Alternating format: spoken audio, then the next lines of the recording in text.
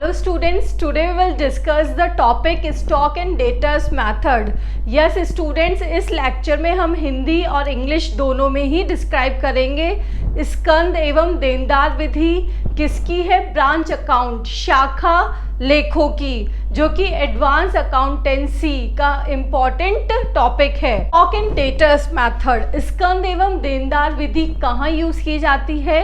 Head office use करता है branches के लिए। अब ये ब्रांचेस के लिए क्यों यूज करता है? क्योंकि ये ब्रांचेस बहुत ज्यादा सेल करने लग जाती है। Branches sale is more due to the expand of business area. Business area बढ़ जाने के कारण ब्रांचेस की सेल बढ़ जाती है। अब इस सेल में कौन कौन सी सेल इंक्लूड होती है? इसमें होती है हमारी कैश सेल्स और क्रेडिट सेल्स। जिन ब्रांचेस में कैश और क्रेडिट सेल्स बढ़ जाती है तो वहाँ पे सिर्फ ब्रांच अकाउंट मेंटेन करना मुश्किल हो जाता है। क्यों? क्योंकि जो एंट्रीज है वो लार्ज अमाउंट में हो जाती है। इसलिए हम इस मेथड को यूज़ करके सेपरेट और भी अकाउंट बनाते हैं। तो आपको क्लियर है कि स्टॉक एंड डेटर्स मेथड क्यों यूज़ किया जाता है। Stock and debtors method use किया जाता है क्योंकि ब्रांचेस की सेल्स बढ़ गई है और सिर्फ ब्रांच अकाउंट बनाना ही काफ़ी नहीं होता है, उसके लिए अदर अकाउंट्स की भी ज़रूरत पड़ती है। इसलिए स्टॉक एंड डेटर्स मेथड स्कंद एवं देनदार विधि यूज़ की जाती है। अब इसको दो मेथड से यूज़ किया जाता है। फर्स्ट इज कॉस्ट प्राइस, लागत मूल्य पर। सेकंड है इनवॉइस प्राइस, जो निविदा मूल्य है उस पर। कॉस्ट प्राइस में आप 5 अकाउंट्स मेंटेन करते हैं। फर्स्ट होता है branch stock, second branch debtors, third branch expenses, fourth होता है गुड्स सेंट टू ब्रांच और फिफ्थ होता है ब्रांच P&L अकाउंट। ये 5 अकाउंट बनाए जाते हैं एट कॉस्ट प्राइस पर। एट इनवॉइस प्राइस निविदा मूल्य पर ये 6 अकाउंट बनाए जाते हैं। फर्स्ट जो ब्रांच स्टॉक इसमें है same branch stock, second branch debtors, third branch expenses, fourth goods sent to branch और फिफ्थ इधर आता है ब्रांच P&L अकाउंट और इधर आता है ब्रांच एडजस्टमेंट अकाउंट। याद रखना है, कॉस्ट प्राइस पे आएगा ब्रांच P&L अकाउंट और इधर होगा ब्रांच एडजस्टमेंट अकाउंट और यहाँ आता है next branch stock reserve account. Branch stock account दोनों में सेम बनता है। डिफरेंस किसका होता है? क्लोजिंग एंट्री का। क्लोज ये होता है ब्रांच P&L अकाउंट से और ये क्लोज होता है ब्रांच एडजस्टमेंट अकाउंट से। फाइन। नेक्स्ट है ब्रांच डेटर्स अकाउंट, ये भी सेम। नेक्स्ट है ब्रांच एक्सपेंसेस अकाउंट, ये भी सेम होता है। ये भी क्या होता है? ब्रांच P&L अकाउंट में और ब्रांच एडजस्टमेंट अकाउंट में। नेक्स्ट है गुड्स सेंट टू ब्रांच, इन दोनों में भी ऑलमोस्ट सिमिलैरिटी है, सिर्फ एक एंट्री का डिफरेंस है। वो एंट्री होती है आपकी invoice price minus cost price, that means profit की एंट्री को हम आगे डिस्कस कर रहे हैं। इधर क्लोजिंग के लिए ब्रांच P&L अकाउंट बनाया गया है, यहाँ पे ब्रांच एडजस्टमेंट अकाउंट। नेक्स्ट है ब्रांच स्टॉक रिजर्व अकाउंट। जैसे कि आपको नाम से पता लग रहा है कि स्टॉक के एडजस्टमेंट के लिए आपने स्टॉक रिजर्व अकाउंट बनाया है। क्यों बनाया है?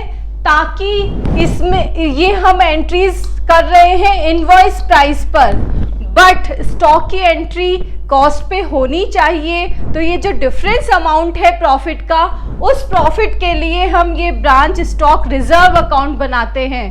फाइन। सब अकाउंट्स के फॉर्मेट डिस्कस कर लेते हैं जिससे कि आपको क्लियर हो जाएगा कि कौन से अकाउंट में क्या क्या चीज़ें आएंगी। फर्स्ट हम डिस्कस कर रहे हैं कॉस्ट प्राइस वाले अकाउंट्स, ठीक है, लागत मूल्य वाले। अब कॉस्ट प्राइस में सबसे पहले हमने देखा था ब्रांच स्टॉक अकाउंट। आपको माइंड से क्लियर कर देना है कि इधर कौन सी चीजें आएंगी जो ब्रांच स्टॉक को प्लस करती हो, मतलब उसको बढ़ाती है, और ब्रांच स्टॉक को जो कम करता है, स्टॉक को जो कम करता है वो इधर आएगा नेगेटिव में, जिससे कि आपको क्लियर रहेगा कि किस एडजस्टमेंट की एंट्री हमें कहाँ करनी है, रटने की जरूरत नहीं है इसमें। तो देखेंगे हम ब्रांच स्टॉक अकाउंट जो कि ट्रेडिंग अकाउंट की तरह ही है। फर्स्ट इसमें क्या आता है हमारा बैलेंस, तो आपने ओपनिंग स्टॉक का बैलेंस लिख दिया है। नेक्स्ट स्टॉक जिससे बढ़ा, तो ब्रांच का स्टॉक कैसे बढ़ता है, जबकि हेड ऑफिस से गुड्स आते हैं, तो गुड्स सेंड टू ब्रांच आपके आ गए यहाँ पे। नेक्स्ट है टू ब्रांच डेटर्स, अब ब्रांच के जो डेटर्स है उन्होंने माल को वापस कर दिया, तो आपका स्टॉक बढ़ा, तो इधर आ जाएगा सेल्स रिटर्न टू ब्रांच। ये कंप्लीट हो गया है डेबिट साइड, क्रेडिट साइड। अब बाय बैंक, कैश सेल्स है, स्टॉक जा रहा है, स्टॉक कम हुआ है इसलिए यहाँ पे आ गया बाय बैंक। अब क्रेडिट सेल्स की entry by branch debtors, debtors से ही होती है उसकी एंट्री। नेक्स्ट है by goods sent to branch, अब हेड ऑफिस को कुछ ब्रांच ने रिटर्न किया है तो कम हो गया आपका स्टॉक, स्टॉक यहाँ पे कम हो गया इसलिए रिटर्न टू हेड ऑफिस, ये आ गया यहाँ पे। बाय बैलेंस सीडी, ये क्या आ गया आपका क्लोजिंग स्टॉक, जो कि आपको गिवन हो भी सकता है या नहीं भी। नेक्स्ट है अब प्रॉफिट एंड लॉस के चांसेस में, प्रॉफिट आपको पता है इधर आता है और लॉस इधर आता है। ये सेम टू सेम अकाउंट आपका इनवॉइस प्राइस पर भी बनेगा, निविदा मूल्य पर भी बनेगा, सिर्फ डिफरेंस क्या होगा, चेंजेस क्या होंगे, ब्रांच P&L के प्लेस पे आपको क्या लिखना है, branch adjustment account, branch adjustment account, ठीक है। और यहाँ पे लॉस पे भी अगर लॉस हुआ तो यहाँ क्या लिखेंगे, ब्रांच एडजस्टमेंट अकाउंट। यहाँ पे हम किसकी बुक में एंट्री कर रहे हैं, हेड ऑफिस की बुक में एंट्री कर रहे हैं, ठीक है, हेड ऑफिस की बुक में एंट्री हो रही है। और सेंड टू ब्रांच का आप लॉजिकली चलेंगे, अगर इस अकाउंट का बैलेंस बढ़ रहा है तो इधर आएगा, लेस हो रहा है तो इधर आएगा। अब देखिए goods send to branch, branch को सेंड किए गए हैं गुड्स, तो टू ब्रांच स्टॉक, ये क्या हुआ है, on return of goods from branch, branch से गुड्स आ गए हैं तो इसको प्लस होना है इसलिए इधर आ गया। नेक्स्ट है by branch stock, goods send to branch, आपने गुड्स जो सेंड किए हैं ब्रांच पे वो आ गए हैं यहाँ पे, ये जो सेंड किए हैं वो इधर आए हैं और इधर ये वाला आया है। Fine. Now to purchase and trading account, अब ये जो इसका बैलेंस है उसको हम कहाँ ट्रांसफर करते हैं, ट्रेडिंग अकाउंट में ट्रांसफर करते हैं। क्लियर है। अब जो हमारा इनवॉइस प्राइस वाला है उसमें भी सेम यही होगा, बट एक एंट्री एक्स्ट्रा हो जाएगी यहाँ पे, टू ब्रांच एडजस्टमेंट अकाउंट, ये इधर होगी second entry, invoice price minus cost price, इन दोनों को लेस करके।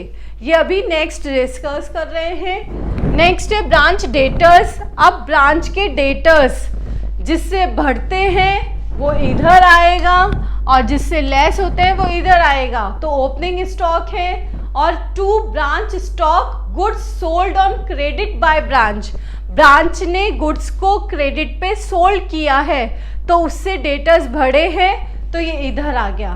नेक्स्ट पेमेंट हो गया डेटर्स का, तो डेटर्स कम हो रहे हैं, यहाँ आ गया। डेटर्स ने रिटर्न कर दिया तो डेटर्स कम हुए, तो सेल्स रिटर्न में बाय ब्रांच स्टॉक।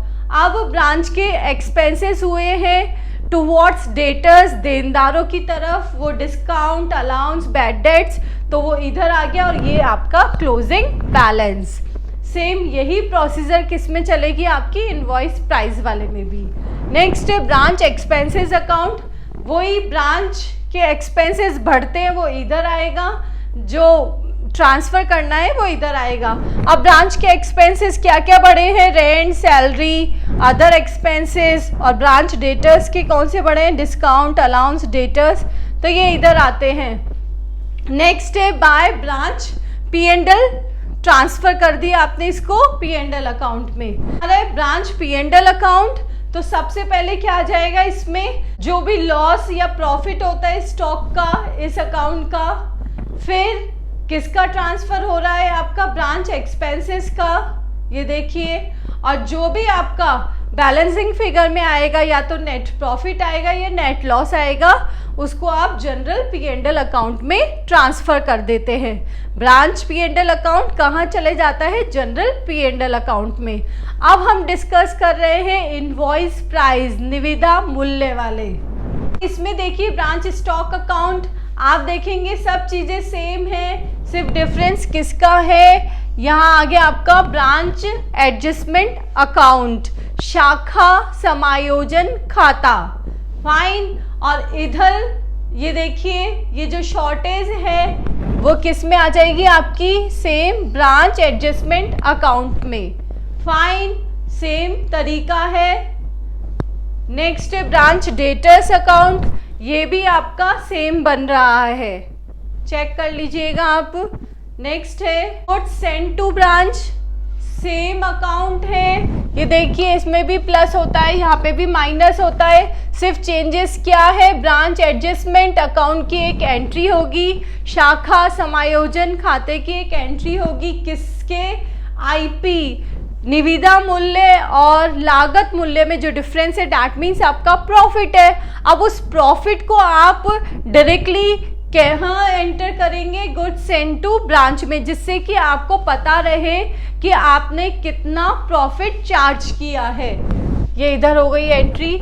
नेक्स्ट है branch expenses account, branch expenses account same बनेगा जैसे कि प्रीवियस बन रहा है।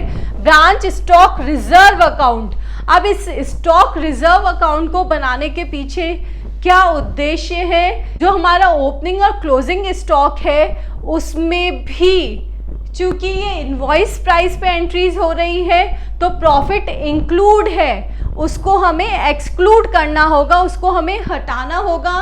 तो उसके लिए आप देखिए ब्रांच स्टॉक रिजर्व अकाउंट में इधर तो आ जाएगी to branch adjustment account, loading in opening stock जो आपका प्रॉफिट है,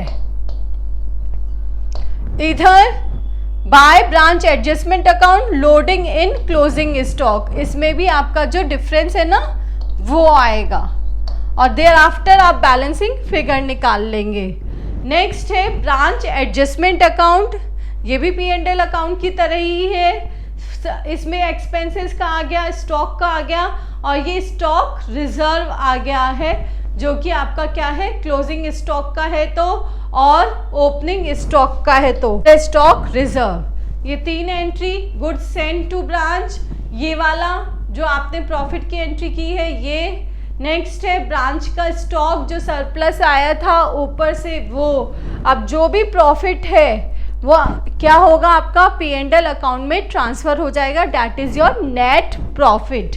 तो इसी टाइप से ये आपकी थ्योरी है। तो अगर आपका थ्योरी क्वेश्चन आता है स्टॉक एंड डेटर्स मेथड पे, स्कंद एवं देनदार विधि पर, तो आपको पूरा ये सारे अकाउंट्स को बना के आना होगा। और थ्योरी में कैसे कि जैसे गुड्स सेंड टू ब्रांच है, अब इसको कैसे लिखना है, इसमें आपने किन किन आइटम्स को डेबिट किया है वो लिख के आएंगे और किन किन आइटम्स को क्रेडिट किया है वो लिख के आएंगे। अकाउंट बनाने के बाद में थ्योरी में ऐसे भी लिख के आना है, तभी इस थ्योरी क्वेश्चन में आपको नंबर मिलेंगे। तो आई होप आपको आज का ये टॉपिक क्लियर हो गया होगा, स्टॉक एंड डेटर्स मेथड में कौन कौन से अकाउंट्स इंक्लूड होते हैं।